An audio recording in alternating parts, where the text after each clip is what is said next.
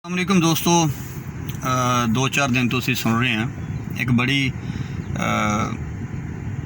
इंतहाई अफसोसनाक खबर मैं जी ना जिमीदारां दे हक विच। एक तो गौरमेंट जिमीदारां दे सिर हुई भी है, दूसरे नंबर ते एक डॉक्टर अफान है वो जो सिर होया वा।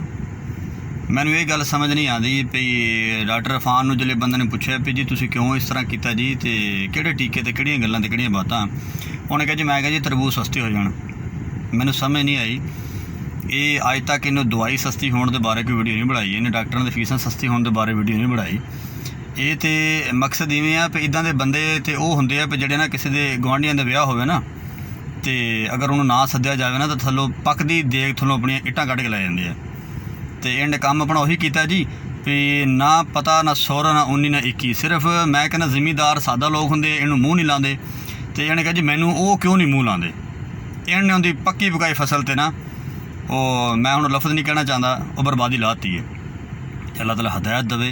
जिस चीज़ का बंदे नूं पता ना होवे बंदे नूं गल नहीं करनी चाहिए।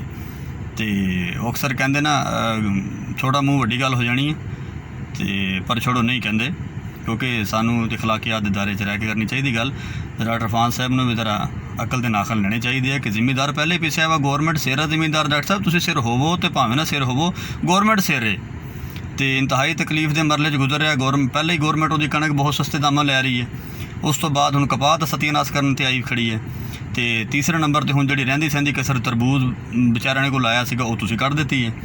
तो मैं कहंदा इन्हें शायद जाके मंडी चों कोई तरबूज ना खरीदिया होवे।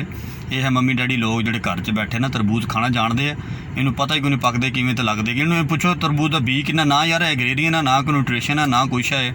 तो एक मेदे का डॉक्टर है तो वह सारे अलमिया इवें जफा पा के बैठा भी जिमें भई दुनिया तो सारा नॉलेज है ही वो कोल। तो अल्लाह ताला हदायत देवे जी, ऐसी कोई परेशानी लेने वाली गल कोई नहीं जी। तो जिमीदार बड़ी मुश्किल नाल फसल तैयार करता इस तरह के आके फिर तो वह कहते ना पक्की भी फसल में सूर छड़ देने की गल हो जाती ना, तो वह काम इन्हें किया जी। तो इसलिए बिल्कुल कोई परेशानी लेने की लोड़ कोई नहीं जी, बड़ा बेहतरीन चीज़ है जी, तरबूज खाना चाहिए जी। तो मैं उन्हें कुछ भी नहीं कहूँ जी, अल्लाह ताला हदायत देवे उन्हें जी। बहुत शुक्रिया जी।